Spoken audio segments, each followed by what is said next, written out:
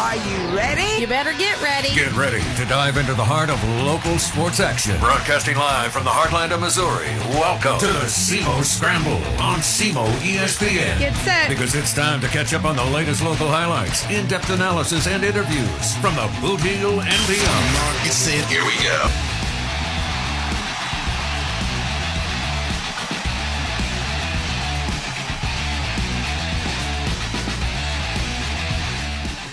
Good morning, good Saturday morning to you. It's the SEMO Scramble here on SEMO ESPN Radio, 1220 AM, 93.5 FM, and online at SEMOESPN.com. Rusty Hendricks, happy to be with you on this Saturday morning in studio here at River Radio. And another good sports weekend. A lot of baseball talk today. Hey, it is going to be a hot one. It's already started to get hot. Summer's here, folks. I guess summer officially started yesterday, right? According to the calendar, yesterday. But I think, yesterday, today, two longest days of the year as far as the sun being out. So, a lot of chance to maybe get some stuff done outside, but you're going to be sweating while doing it. That's for sure. I think, got the pull ready to go, and haven't been in it much, but I think this is a pull day. I think we're going to take the family after lunch, going to go chill in the pool and have fun there this afternoon. So I think that's the plan for me. What do you guys got going on this summer or this weekend? Hot one, folks. All right, let's talk some sports. The St. Louis Cardinals, we'll start there. We'll talk about the game from last night. Do want to mention, going to have Tanner Hendrickson of 101 ESPN. He's going to join me in about 15 minutes. Talk more about the Cardinals. And I'm going to discuss it here a little bit, but one of the topics I want to talk about today is about Nolan Arenado. Is Nolan Arenado a Hall of Famer? He just picked up his 350th home run, and he's one of now 7 players in history to have 10 Gold Gloves or more and 350 home runs. Okay? So, we're going to talk about Nolan. Is he a Hall of Famer? I'm going to ask Tanner Hendrickson that and much more. At 9:30, I'm going to talk with Michael Minner. He is the head coach for the Charleston Fighting Squirrels, the Big Nuts Classic down at Hill House Park in Charleston going on this weekend. We'll chat with Michael Minner about that and get his thoughts on that. So a lot of baseball talk. All right, but let's start with the St. Louis Cardinals, okay? Last night it was Andre Pallante on the mound. Pitched well, going against Brady Singer for the Reds. Cardinals came in with a 3-game winning streak because they swept the White Sox. The White Sox, of course, not a good team. Lost well over 100 games last year. And, the Reds, they're kind of where you are. I mean, they're right around 500, a couple games over, so pretty similar team. But Pallante pitched well, went 6 innings, giving up only 2 hits, no runs, 1 walk, 4 Ks. Good to see that from Pallante last night. And, not a lot going on early. Cardinals led 1-0 all the way through the first 6 innings. I mean, it was not a lot of hitting going on early, kind of a pitching duel. I mean, Singer pitched well, too. He only gave up the 1 run. But they're finally in the 7th inning. Things broke loose for the St. Louis Cardinals. This was a big hit. Bases loaded in the 7th. And a 2-2 count with 1 out for Mason Wynn. Lil flare into center. Base hit. 1 run scores. Victor will stop at third. Mason Wynn proves me right. So a big hit for Mason Wynn. A flare up the middle. Able to get the RBIs, put the Cardinals up 3-0. A little bit later, things continue. Thomas Saggese, who just got called up back to the Cardinals. We'll talk a little bit more about that here in a second. But Saggese at the plate. Listen in. Little chopper hit to the left side. And the pick to first. Long throw drop. 1 run is in. Here comes Wynn. He will score. All right, so JC on a little chopper. It was an error by the third baseman, Gavin Lux, and the Cardinals ended up scoring 2 more, get 5 runs, and ended up winning. Final score of 6-1. So look, it's not like they hit the ball all over the place last night, but they did enough. They pitched it well. They got the win. So Andre Palante got the W, 6-1 the final. So 4 straight victories now for the St. Louis Cardinals. That's good. They will play today at, let's see what time. They play at 1:15 today at Busch Stadium. It'll be Sonny Gray against Brent Suter. He's a left-handed pitcher, so I kind of don't think we'll see, I don't think we'll see Gorman in the game today. But so probably, so Arenado, Contreras, they were out last night getting a day of rest. They'll be back in. I think we'll have, obviously, I think Thomas Saggese will be into the game. I think he'll probably be your second baseman if I had to guess. And then maybe Donnie is your DH. And that's kind of what I would expect. But the big news, last night, obviously the win, but one of the biggest news or stories was Ivan Herrera going on the IL, a left hamstring, grade 2 tear. So a tough news there. Ivan Herrera to the IL. Thomas Saggese was brought up, and kind of interesting is Saggese was rushing from Memphis to try to get there. So it's kind of a late situation. Ali Marmol actually talked about how he had 2 lineups set just in case Saggese didn't get to the game in time. But he had him in the lineup. He was going to play, so he made it in time. And Saggese ended up playing in the game last night. But again, didn't know if he was going to make it there in time. So late scratch, I guess you could say, Herrera. And again, on the IL. They're talking about, Katie Wu reported, let's see, what did she say? She said right around 2 to 6 weeks. Ouch, 2 to 6 weeks. So we're talking about, we're not going to have him back by the trade deadline, most likely, unless things just go really well. So that's a tough pill to swallow for the Cardinals. Remember, they had him, he was missing there for a while on the IL. I think he missed at least a couple of weeks, 2.5 weeks, something like that. And the Cardinals during that time just kind of played 500 ball whenever he was out of the lineup. I mean, that's a big difference in the middle of the lineup, and you're missing him now.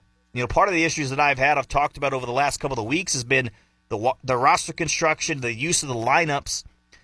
I mean, right now, now Pages is your catcher. Now you have a DH, and, maybe Gorman gets more at-bats. Maybe Burleson gets more at-bats there, and Walker in right field, So JC is up. Will he play more?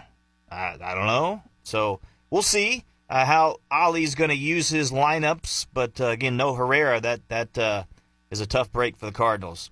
So Cardinals, again, right now, if you look at the division and the let's see, pull that up, and the wild card. All right, right now the Cardinals are trailing in the division by, let's see, 4.5 games. They're tied with the Brewers at 41-35, 4.5 back in the division to the Cubs. Cubs are 15 games above 500. Now, they've only played 500 ball in the last 10 games, but nonetheless, Cubs are playing good baseball. So, the Cardinals 4.5 there. I mean, it's respectable, but they need a little run here, and they have the Cubs coming up here as we look at the schedule. 4 games in a row, Monday, Tuesday, Wednesday, Thursday, okay? So those huge games coming up next week at home against the Cubs. The first time this year they play the Cubs. That's crazy how that's happened. But as far as the wild card, right now the Cardinals are tied with the Brewers for the final spot in the wild card. We've seen the teams like the Padres take a dip back a little bit as far as their play. And they're now a half game back as far as the wild card. The Reds 2.5. The Braves 6 back, and 2.5 are the Diamondbacks. So, boy, the Braves 34-40. At some point, I was thinking, okay, the Braves are going to make a run. They're going to do. I don't know. I mean, the Braves have not had a good year. How about the Giants, though? They're now 42-34. They're second in the division to the Dodgers. and they have the second wild card right now.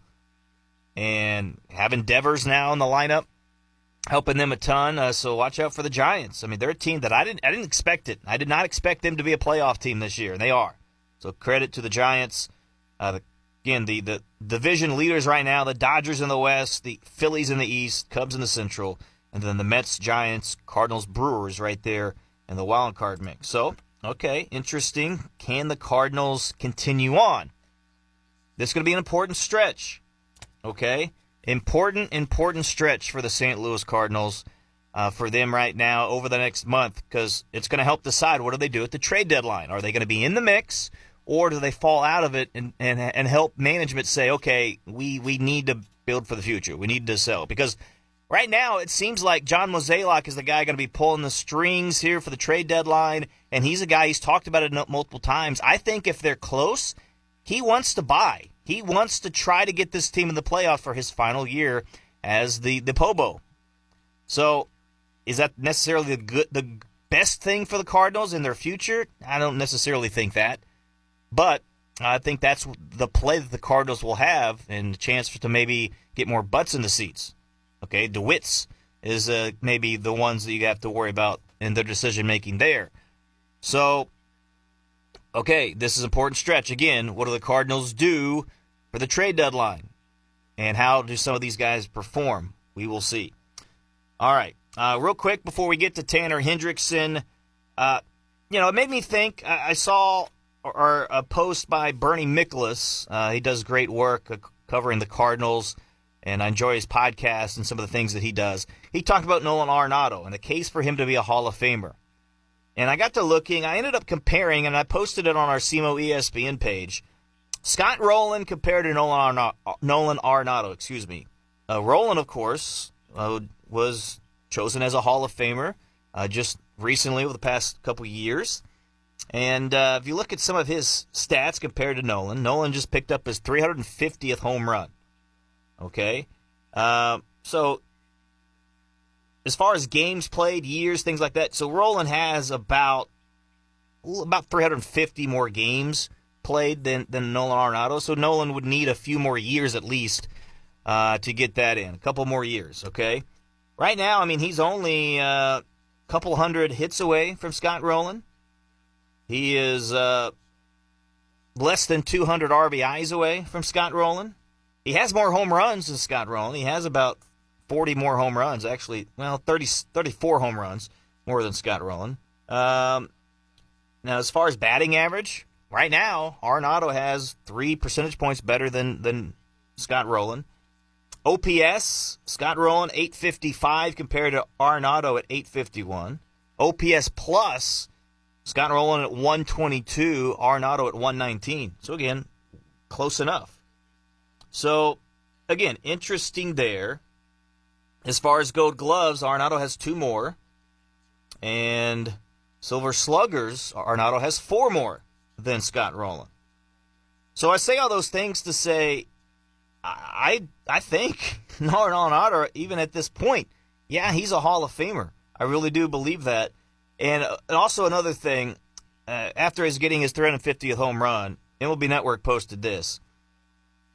Okay, players in MLB history with 350 home runs and 10-plus Gold Gloves. Okay, there's only been 7 players now to do it. Willie Mays, Hall of Famer. Ken Griffey Jr., Hall of Famer. Mike Schmidt, third baseman for the Phillies, Hall of Famer. Al Kaline, great player for the Detroit Tigers, Hall of Famer. Johnny Bench, Hall of Famer. The only other player on there on the list other than Nolan Arenado is Andruw Jones. He had 434 homers and 10 Gold Gloves. In my opinion, he should be a Hall of Famer. So, again, I think Arenado is a Hall of Famer, and if he can play, especially a couple more years, he'll cement that case as well for the St. Louis Cardinals. And what hat really wear, we'll see. But and what uniform will he wear the next couple years? That we'll see on that as well. All right, we're going to talk with Tanner Hendrickson, get his thoughts on that question about is Nolan Arenado a Hall of Famer and much more with the St. Louis Cardinals. With him next here on the SEMO Scramble. Be right back.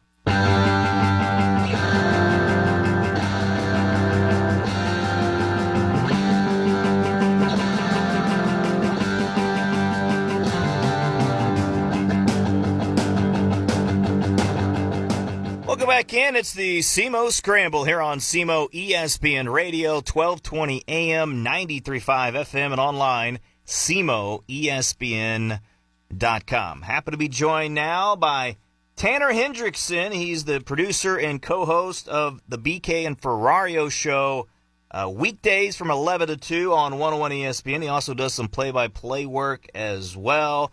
So, Tanner, appreciate you coming in this morning and talking to us. How are we doing? I'm doing good. Thanks for having me. Absolutely. So, Tanner, I want to talk about last night, the St. Louis Cardinals. They get the W over the Cincinnati Reds, a 6-1 final. Just your thoughts on last night and how the Cardinals are playing of late. Well, you know what? They look like they may have righted the ship in that Chicago White Sox series, at least offensively. And look, last night, offense came through again, scoring 6 runs for them in that win. And it wasn't necessarily much of what they did, but it was just taking advantage of the mistakes from the Cincinnati Reds. That bullpen was wild last night. They come through with a couple of big hits, take advantage of that. And credit to Andre Palante as well. I mean, look, I was talking about his spot in the rotation on our show yesterday prior to that game, and I said, look, I think it's time for the Cardinals to seriously have a conversation about Cam McGreevy take this spot from Andre Palante, and Palante went out there and shoved last night. 6 innings, 2 hits, 4 strikeouts. Did his job in which a day in which the bullpen was kind of burnt out a little bit from the doubleheader the previous day in Chicago. And most importantly for Palante, he looks like he's starting to find a little bit more swing and miss. Stuff looks a little crisper here over the last couple of outings. 12 swing and misses last night, so I was very impressed by his work in the Cardinals' effort last night in what is very much a critical stretch for them here, as they got 3 at home against Cincinnati, then the Cubbies come to town for 4. Absolutely. So you kind of alluded to it, but the Cardinals lost 5 in a row. Then now they've won 4 in a row. Have they course corrected, or is it more of a product of maybe the opponents they played? I think they course corrected because we've seen the Cardinals at times this year just be a little inconsistent. Not as bad as we saw where you mentioned they lost 5 in a row. But you look at it, they're not a team that's bad against teams that are greater than 500. They have close to 500 in those games. So I think what happened was it was just one of those ruts where a bunch of guys went cold at the same time in the offense, where you had Lars Nootbaar struggle. Mason Wynn didn't have a good road trip. Ivan Herrera kind of cooled off a little bit in that stretch as well. And when that happens for the Cardinals, this team's pitching is not going to be able to lift up the offense. But it looks like the offense has righted the ship. I think they're going to be fine, but I don't think they're going to be a team that you're probably going to see go on a significant run like we saw in May when they had such a winning record. I think they're going to float probably around 500 up until about the trade deadline and through the All-Star break. Yeah, and obviously a big blow came yesterday, Tanner, and Ivan Herrera goes down with a hamstring injury. Initial timetable somewhere around 2 to 6 weeks. You know, we know how the Cardinals are. They're normally optimistic on how they talk about their injuries. So we'll see. But, I mean, how impactful is this injury with the Cardinals losing Herrera for the second time this year? Yeah, I think this potentially could be huge. Now, the nice part about it is right now is the fact that a lot of the guys, a lot of the pieces that they have that they were struggling to find playing time for, Lars Nootbaar, Jordan Walker now that he's back, Nolan Gorman, Alec Burleson. I'd say 2 of those 4 are now really hitting, and then maybe Lars Nootbaar is starting to get out of this funk a little bit. So that is nice that they've at least got that in the backdrop, but I mean, it's hard to replace what Ivan Herrera has been in that DH/catcher spot for him. I mean, you look at his slash line, 320, 392, 533. That's 57% above league average. And what makes this so tough for them is, look, last time that he was out, they went 15-14 in that stretch, which if they could be 1 game above 500 without him, we'll see what that means for them at the trade deadline. I think they might still be able to be in it if that's the case. But what's most important is the offense had a 690 OPS without him. That was 19th in baseball in that time frame. The offense can't dip that low, in my opinion, because when we talk about the Cardinals, what raises their ceiling when we're talking about are they in games, are they going on a winning streak, are they going to win 8 out of 10? It's the offense. The pitching cannot carry the offense when the offense goes through it, as we saw when they lost 5 in a row when they went through that recent rut. So we'll see if they can replace the production of Ivan Herrera. I'm a little bit more optimistic about it this time because they're starting to get guys that are feeling it, as I mentioned, where you've got a guy like Jordan Walker, who has been taking better at-bats. We'll see if that continues. Alec Burleson is on a tear right now. Wilson Contreras is looking better. Nolan Arenado is looking good. So I think they should be able to weather this storm a little bit better than they did the last time when he went on the IL. And it helps to have a hot bat being brought up in Thomas Ajayce. Remains to be seen if he will actually play on a consistent basis or not. But I guess my next question leads me to that is the roster construction hasn't been all that great, in my opinion, this year, Tanner, with this team. I've been frustrated at times as well with how Ollie has deployed his lineups.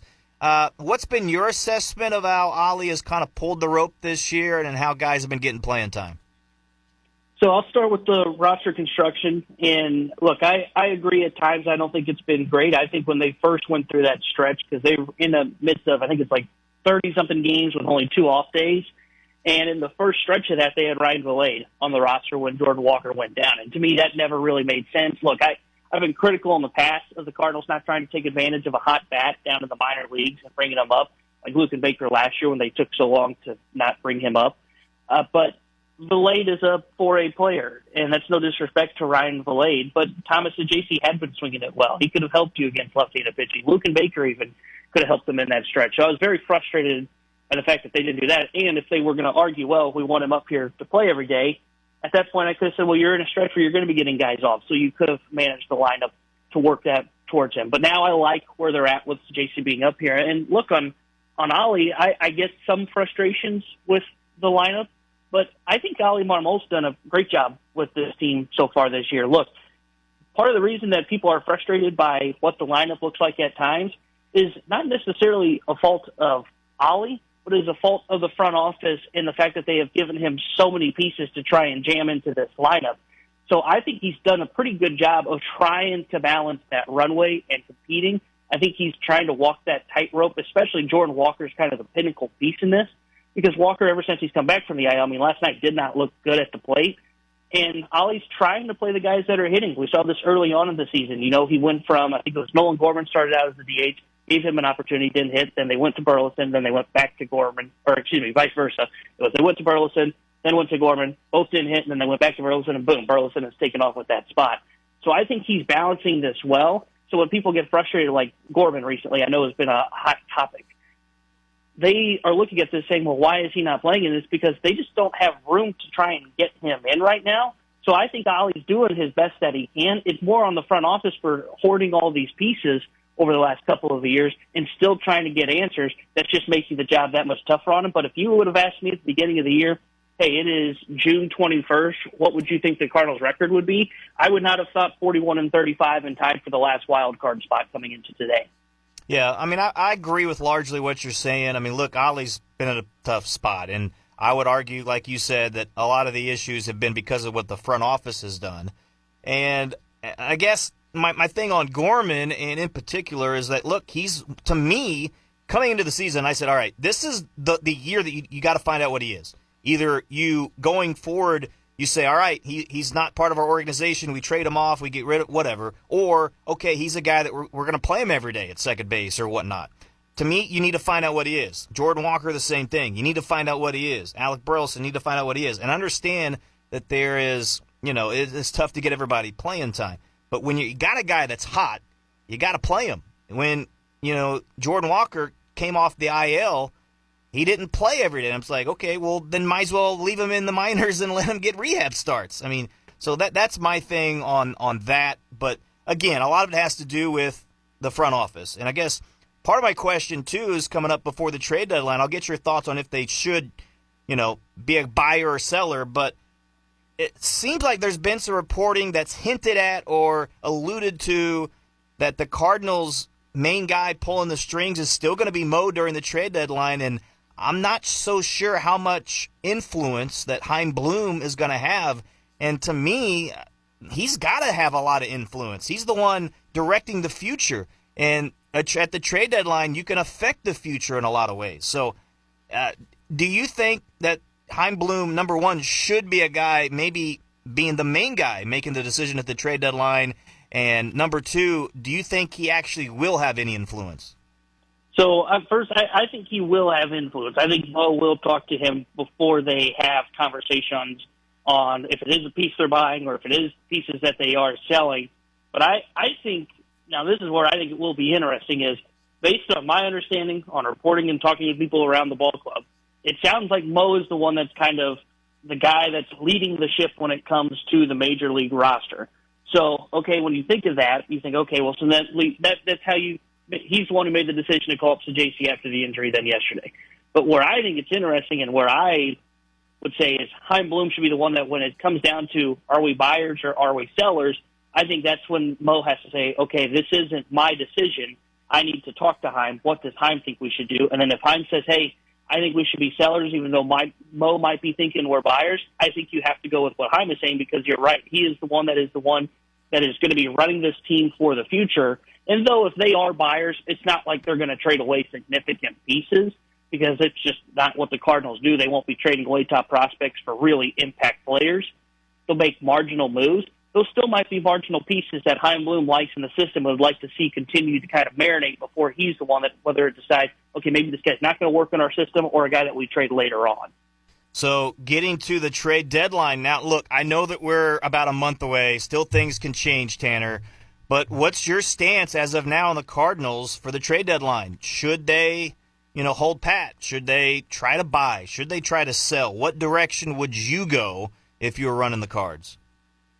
I would buy. I think they should buy on the margins. Look, they're not going to make a move that's going to take them to be a 90 to 95 win team. And I think this team right now is probably 82 to 85. I think they can add another couple pieces that can help get them there because, you look at it, they're tied for the second wild card today with Milwaukee Brewers. It's quietly gone under the radar because I thought the Giants would be the team that would start to go through it and kind of fall out of this. It's the Padres that are going through it right now and are really scuffling, and they have fallen out of the wild card picture. So if I'm the Cardinals right now, I would be buyers. I'd be looking for a starting pitcher, probably a rental. I would look at a bullpen arm to add, and I would look at a right-handed bat that can probably play the outfield. Like two names that come to mind right now. I don't have a bullpen name that I've found just yet to be my darling, but I found two guys that I like from Arizona if they become sellers, and Merrill Kelly and Randall Grichuk as guys that could come in and help the St. Louis Cardinals. But we'll see if the Diamondbacks even sell. But I think they buy. If you're asking me what I think the Cardinals will do, I think they might try doing both because that was a Chaim Bloom special. I could see where they trade Helsley and Fetty and also add on the margins as well. Okay. I like the idea of maybe Grichuk and Merrill Kelly as well. All right. Last thing, we'll let you go. I mentioned to you about Nolan Arenado. I texted you about him. And is he a Hall of Famer or not? He just hit his 350th home run in Chicago this past week. Okay. MLB Network had a post out the other day, and there's only been 7 players, okay, in MLB history with 350-plus home runs and 10-plus gold gloves. Willie Mays, Ken Griffey Jr., Mike Schmidt, Al Kaline, Johnny Bench, all Hall of Famers. The only other one is Andrew Jones, and in my opinion, should be a Hall of Famer. So my question to you, and I kind of compared him to Scott Rowland a little bit, and if you look at his counting numbers and a lot of those things, if he plays a couple more years, he's right there with the numbers that Scott Rowland has. So in my opinion, he is a Hall of Famer. What do you say? I agree with you. I think he is a Hall of Famer. You look at his peak in Colorado, and this is a guy that not only was winning consistent gold gloves, and you had the great stat there of he's one of 7 guys with 350 home runs and 10-plus gold gloves. You look at his peak years in Colorado, he was top 10 in MVP voting for 5 straight years. And then don't forget, he also finished 3rd in MVP voting in his second season here in St. Louis with the Cardinals. He's just an all-around player. Now, will he be a first-ballot Hall of Famer? I believe he should be. I think there could become some question on that, and the only reason that I even bring that up, and I hope it's not the case because to me you're either a Hall of Famer or you're not. I find some of this conversation with the Hall of Fame ridiculous, but we've seen in the past voters have knocked players for playing in Colorado. And then we also see what has kind of happened here in St. Louis towards the back end of Arenado's career. he's 3% below league average this year. He'll probably finish somewhere in that range. But if he continues to kind of be what he's been this year for the last couple of years of his career, there might be some voters that look at it and say, well, look at what happened when he went to St. Louis, and look, he really got boosted by the Colorado numbers. So he may not be a first ballot Hall of Famer. I think he should be. So I would lock him into the Hall of Fame now. Yeah. Well, I would counter with what happened in that MVP-esque season with St. Louis, third in MVP voting. I guess St. Louis did okay with them that year, right? Yeah. Should have been a team that went a lot further than they did in the postseason. That's true. That's true. All right, Tanner, really appreciate the time, man. Good work. I enjoy you guys' show there on 101 ESPN, and just appreciate the time this morning talking to us about the Cards. Yeah, appreciate it anytime. All right, that is Tanner Hendrickson, again, of 101 ESPN. Appreciate him for talking to us this morning. We're going to talk to the one and only Michael Minner of the Charleston Fighting Squirrels next. Be right back.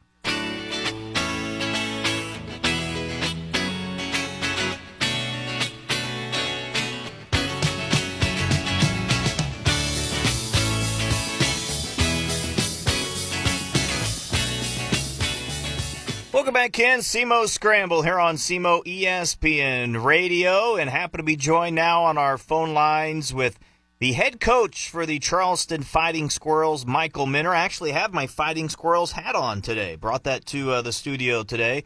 Big Nuts Classic going on this weekend at Hillhouse Park. Fun to be had by all, right? So I guess first question, Minner, is the grill fired up, ready to go this morning? It's on its way. Glenn's doing a little cooking at home. Those pork steaks, they got a grill at home, so he's getting everything rolling at home, and then he'll bring it over. And we got some Mary Jane's pulled pork coming down. So it's going to be a big day. It's hot and dry, which is really, really good for summer baseball right now after what we've been through so far this summer. Yeah, I think I saw a picture on social media of you and Cal doing a little fishing there in the infield earlier this year.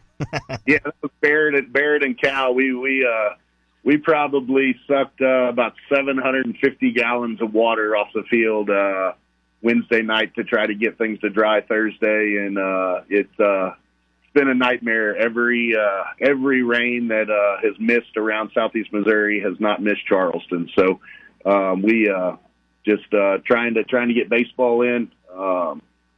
We feel for our kids. They sign up to come play a lot. We got 3 teams in our organization, and as of now, we've lost 53 games to weather this summer. It's like nothing I've seen. So, well, we're playing baseball this weekend. That's right, Big Nuts Classic. What's the schedule for today and the rest of the weekend? Well, we're in game 1 right now. We got our 18-year-old team is playing Moberly Legion from Moberly, Missouri. Right now, we got we play at 6:00 tonight against Columbia, Tennessee. Another really good Legion team, and then we got games all day here. We got 6 games here today, and I think 5 or 6 tomorrow here. We also have 6 games going on at Kelly, so we got 15 teams in town. Just a big weekend, and lots of really good arms and really, really high level competition. So good weekend for us here at Hillhouse to be able to play some good baseball. Who's winning as we speak between that 18U team and Moberly? It is the top of the 3rd, and it is 1-0 Moberly. Got Ryan Guest on the mound from Caruthersville, who had a really good high school career. And our 18-year-old crew is a really, really good baseball team. I think they're 8-3. They're having a really good summer. So the Pratt brothers and Jacob Clark, the Sykeston graduates, all of them played for me. We're fortunate to have good guys in our organization coaching. So they're doing a tremendous job with this group. But this is a talented baseball team. Good stuff. And your 19U team, I think 5-5 record. Is that right? Yeah, we split last night. We're 6-6. 6-6. So. Okay. So how did the roster come together this summer for the Squirrels? How are we looking? It's one of those crazy summers. So we're still trying to play our way into seeing what we have. Normally by this time we have lost 16 games. So if you add 10.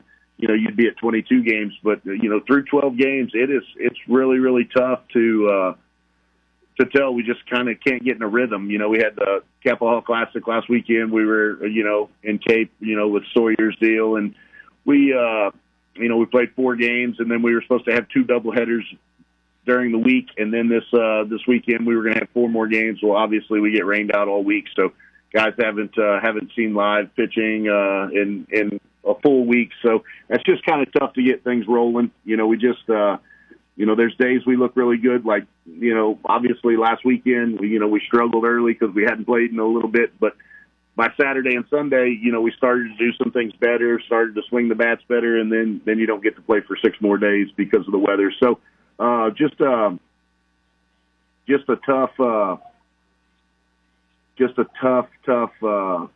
road to being successful right now. So we're hoping that the weather is going to play a factor in things and be dry for a little bit. We got the 4 this weekend, and we've got a round robin next weekend, and I think we have 2 doubleheaders this week. So hopefully we can get on a roll and play 10 or 12 games like we normally have scheduled, where guys can get here and be able to do some things to get themselves kind of in mid-season form.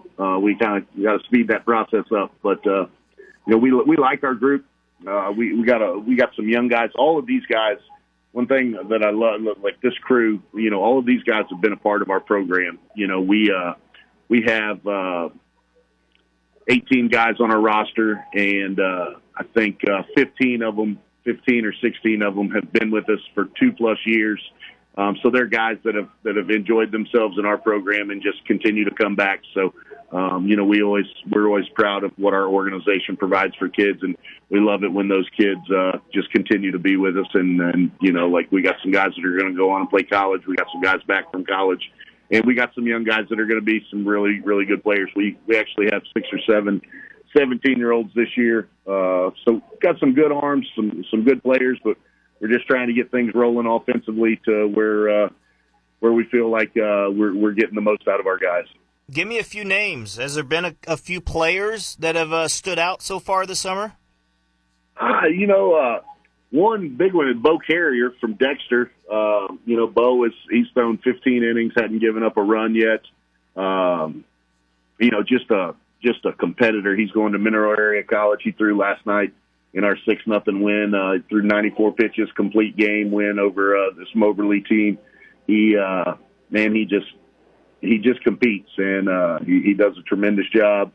Throws a lot of strikes. One walk in 15 innings, and that's one of the things that we've kind of been struggling with is, keeping the ball in play. At this level, if you walk a couple and somebody makes an error, and then all of a sudden here comes double, and all of a sudden now you're playing from behind. So Bo does a really good job of keeping the ball in play. He keeps our defense on their toes, and I've been really, really pleased with his work on the mound thus far. So we hope he continues to do that.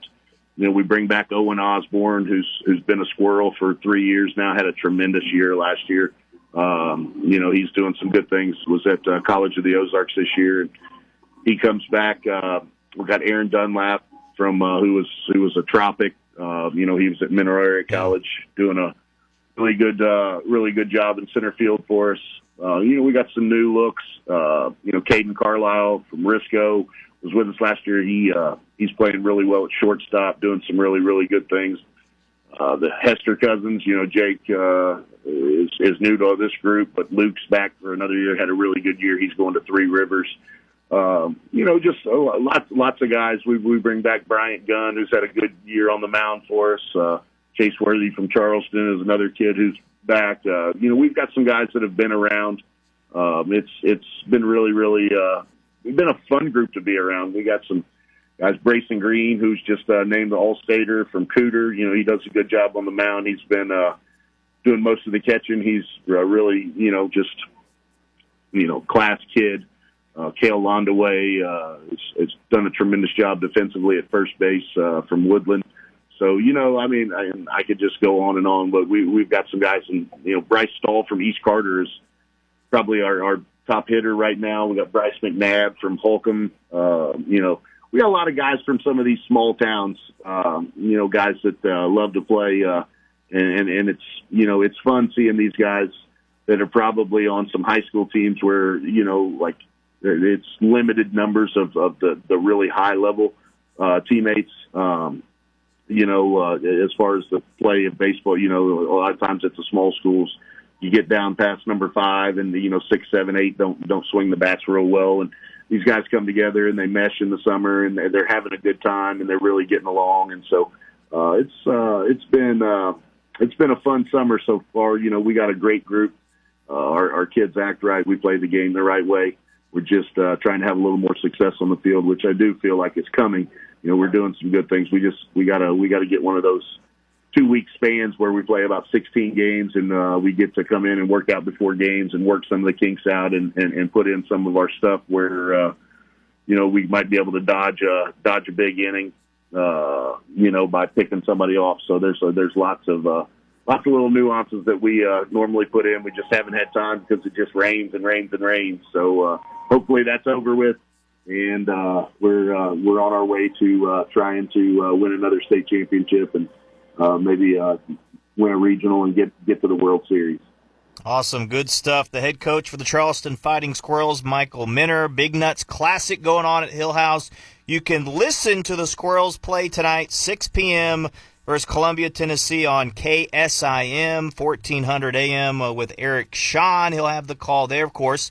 You can go see it in person. It won't be quite as hot at 6 p.m. And maybe Michael, we have some cold beverages, maybe some cold treats to partake in as well there. Oh, absolutely. We got a full selection of all your Pepsi products. We got Gatorade. We even picked up we got some energy drinks.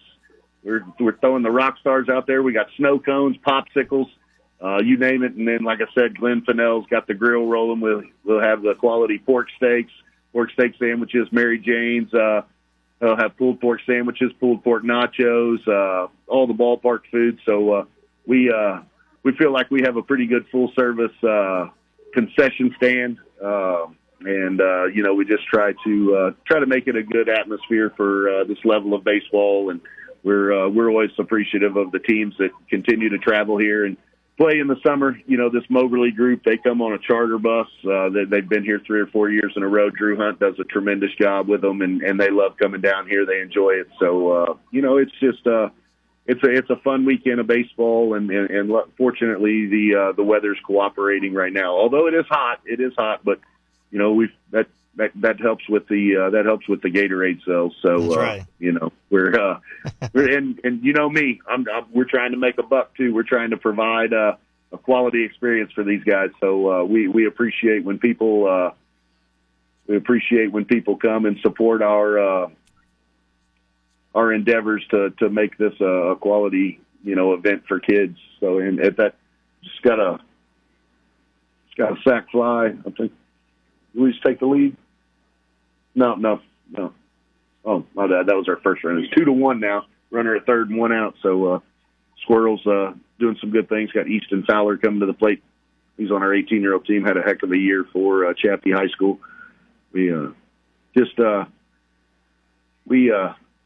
love what our program provides for kids. So we're going to continue to do that for a long time. I'm ready to coach my kid too. So. Absolutely. Cowman will be here before we know it. Minner, really appreciate the time, man. Thanks so much for letting me talk to you this morning. Have a good day, good weekend, and we'll catch you later, man. All right. Thanks, Rusty. As always, we appreciate what you do for high school sports. Our kids, it's nice for parents to be able to listen to you and to, acknowledge what these young men are doing on and off the field. And, we're always appreciative of the work that you put in. So thank you for all you do for high school athletics. Absolutely. Thanks, Minner. Take care, brother. All right. See you, buddy.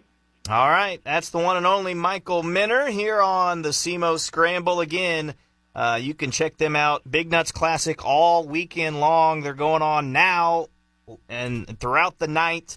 Go take a stroll down in Charleston. Definitely worth it. Again, the Squirrels play at 6 p.m. tonight, and the Big Nuts Classic against Columbia, Tennessee. And hopefully the 18U team can come back here against Moberly. Good luck to them. So good stuff. Thanks to Michael Minner. All right, we're going to take a break. We're going to talk a little Cape Catfish, a little College World Series, and we're going to get finally another sport in.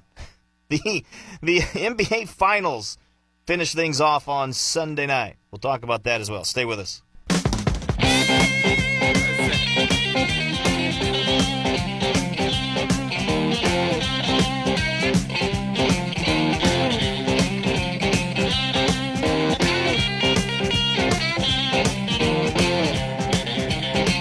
SEMO Scramble here on SEMO ESPN. Big thanks to Tanner Hendrickson and Michael Minner for joining us this morning on the SEMO Scramble.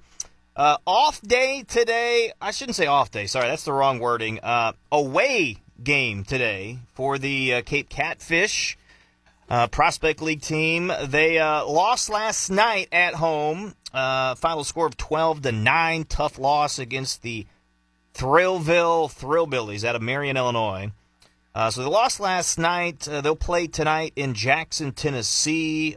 Important game against the Rockabillies. Why is it important? Well, because the Rockabillies are leading the division right now. They're 2 games ahead of the Catfish. So Catfish 2 games trailing in the division.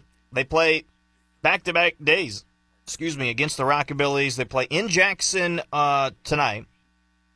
7 o'clock start. And then tomorrow they'll be in Cape Girardeau. You can join us at Cap Hall. It'll be the fun night. 4 o'clock start. So 4:05 is the first pitch. We'll be on the air here on SEMO ESPN at 3:50 tomorrow for the Cape Catfish against the Rockabillies. So a chance, if they can sweep these 2 games, they could be back in first place.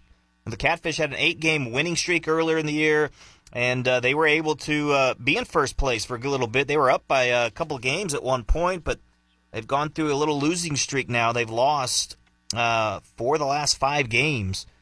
So they need a little help. The pitching has gotten to a little bit of a rut, so we'll see if the Catfish can find some help here down the stretch. Just by the end of the month, is going to be the end of the first half. And how they determine is division winners. They do a first half winner and a second half winner. So the end of June here, we'll have the first half winners, and if you win the first half, you get to host a playoff game against the winner of the second half division. So Catfish, again, important for them to find a way to get on a roll here as we get going down the stretch. So 12-8 record right now is the Catfish. Rockabilly's at 15-7. All right. So, how about the College World Series? That's going on. It's going to go on today. Coastal Carolina and LSU. LSU, the number 6 ranked team in the country. Coastal Carolina at 13. It's a 6 p.m. start on ESPN. So, best of 3 series. It begins today. It'll go on tomorrow and Monday if that's needed as well. Right now, let's look at the odds here, okay? LSU with a -165, so a slight favorite.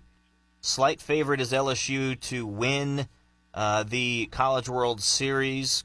Of course, out of the SEC, big powerhouse, 46-15 record. Coastal Carolina, though, they're not really a plucky underdog. I mean, they won this College World Series back in 2016. They are, a somewhat smaller school, but boy, they have a great baseball program. And if you look at some of the team stats, they might have a slight edge as far as the pitching, Coastal Carolina, but the bats will favor LSU. They've had hit about 50 more home runs than Coastal Carolina over the course of the season. So definitely the slugging in the favor of LSU. But I want to listen to this real quick. I thought it was funny. They posted this on social media.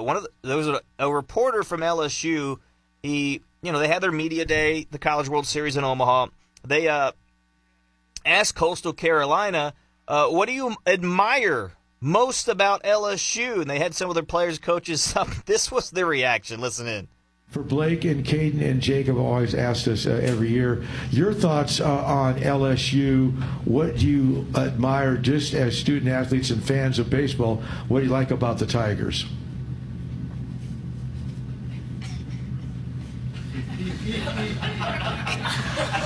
Not a whole lot.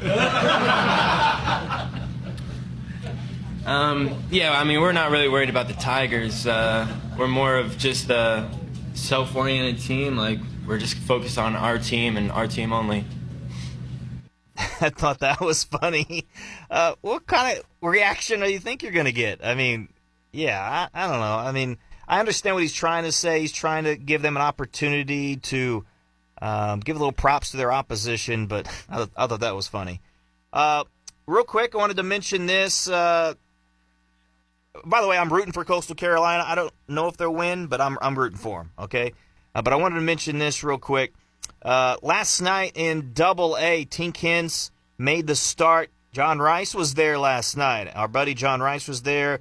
They had a combined no-hitter. 4 pitchers combined for only the second no-hitter in team history. Tinkins went 4 1/3 innings, no runs, no hits. 1 walk, had 8 strikeouts. He was great. Officially off the rehab assignment, and he's been placed in Double-A. So Tinkins going crazy, and John Rice was there to see it in Springfield, Missouri. Pretty cool. They just released the lineup for the 1:15 start for the Cardinals. Brendan Donovan's going to lead it off at second. Mason Wins will bat second. At short, Burleson in right field will bat third. Contreras cleanup at first. Arenado at third will bat fifth. Nolan Gorman, the DH today, batting sixth. Lars Nootbaar seventh. Pedro Pajes, and then Victor Scott. So no Jordan Walker in the lineup against the lefty and Brent Suter. Kind of surprised by that. But that's your lineup today for the Cardinals. Last thing, and we'll let you go. All right, NBA Finals, Game 7. It's coming up at 7 p.m. on ABC tomorrow, Sunday night on ABC. The Pacers, the Thunders. Who you got? It's in Oklahoma City. I tell you what, I talked about it before, but before the series, I picked the Thunder to win. I thought they would actually win in 5 or 6 games. I didn't think the Pacers, I didn't give them a big shot.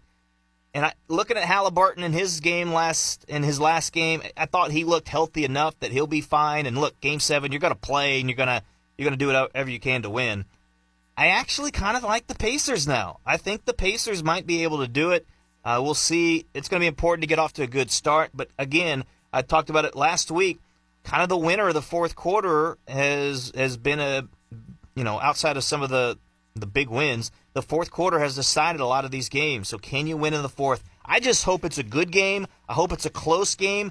I hope we have a great finish. That's my hope. But I think I'm going to go with the Pacers to win it over the Thunder. Either way, I just want a good game. I'm happy for that and excited as well. All right, folks, have a great weekend. Rusty Hendricks saying so long here for the SEMO Scramble. Go Cards, go Squirrels, go Catfish. Be safe out there, folks. Stay cold as much as you can on this hot day. Take care, everybody.